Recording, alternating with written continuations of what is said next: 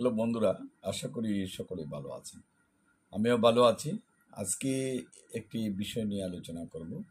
সেটা হলো দেহ এবং আত্মা, মন এবং জ্ঞান। আমরা অনেকেই কিন্তু দেহ সম্পর্কে জানতে চাই এবং আত্মা সম্পর্কে জানতে চাই, আবার মন সম্পর্কে জানতে চাই, জ্ঞান সম্পর্কে জানতে চাই।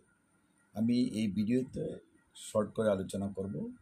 যদি ভিডিওটা ভালো লাইক এবং কমেন্ট করে পরবর্তীতে এক একটি বিষয় নিয়ে আলোচনা করব।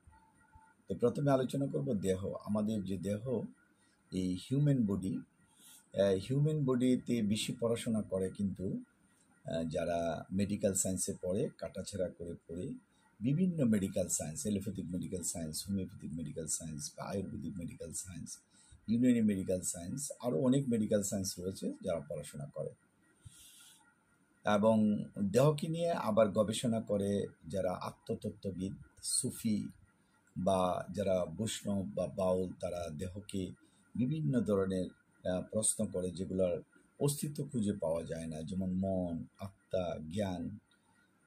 এরপরে আরও বিভিন্ন ভাগ রয়েছে যেগুলা বস্তুবাদ সম্পর্কে প্রশ্ন করে, আবার এমন প্রশ্ন করে যেগুলা বস্তু নয়, অবস্তু বলতে পারি, যেগুলা দেখা যায় না, সেই ধরনের অমীমাংসিত প্রশ্ন নিয়েও কিন্তু প্রশ্ন করে।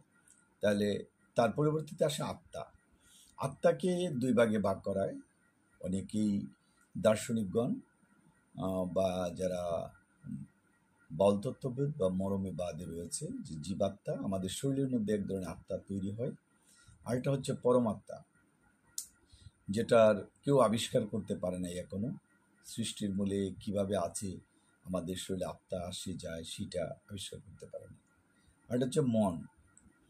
এই মনের উপরে সাইকোলজি, মনোবিজ্ঞান একটা সাবজেক্টই আছে। মন কত প্রকার হতে পারে, বিভিন্ন ধর্মীয় দৃষ্টিকোণ থেকে, বৈজ্ঞানিক দৃষ্টিকোণ থেকে এবং মেডিকেল সায়েন্সের দিক থেকে মন কয় ভাগে বিভক্ত করা হয়, মনকে কীভাবে ট্রিটমেন্ট করা যায়, মনের আচরণগত বৈশিষ্ট্যকে কীভাবে ট্রিটমেন্ট করা যায়, সেটা কিন্তু বলা হয়।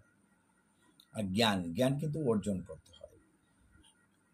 জ্ঞান, যেটাকে আমরা বিবেক বলি, যেমন দেহ নিয়ে শরীরে আসি, আত্মাও আমাদের আসে, জীবাত্মা বা পরমাত্মা সংযুক্ত থাকে। এরপরে মন আমাদের তৈরি হয়, ছোটোবেলায় যে কোনো জিনিসে হাত দিতে চাই না, মন আমাকে কন্ট্রোল করে। এরপরে আস্তে আস্তে জ্ঞান অর্জন করি, কোনটা করব কিন্তু কোনটা করব না। সুতরাং বিবেক কিন্তু এটা কন্ট্রোল করে। সুতরাং এই মন জ্ঞান সম্পর্কে আজকে কথা বললাম। প্রতিটা বিষয়